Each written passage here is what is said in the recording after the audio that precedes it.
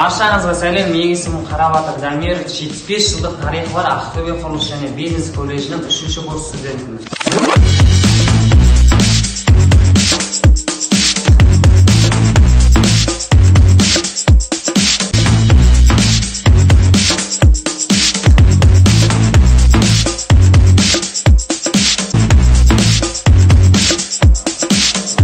Колледжіміздің Тарлан дебат клубының президенті және де волонтерлық ұйымның мүшесі болып келемін.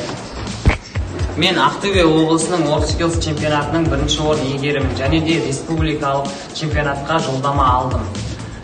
Дебат ойындарынан республикалық және облыстық жарыстардан 1-ші орын иегерімін.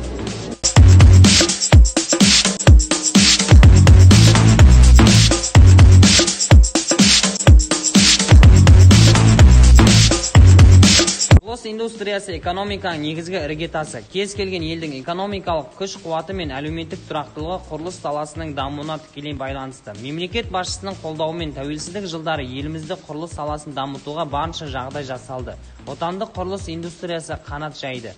Қазіргі таңда сүйікті қаламыз Ақтөбеде жыл сайын көркейіп, биік-биік үйлер, ғимараттар бой түзеп келеді. Бұл әрине болашақта құрылыс саласы бойынша мамандардың әрі қарайда қажет болатынын айғағы. Салынған үйлерде білім нысандары да пайдалануға берілген, барлық нысандарда құрылысшылардың қолтаңбасы жатыр.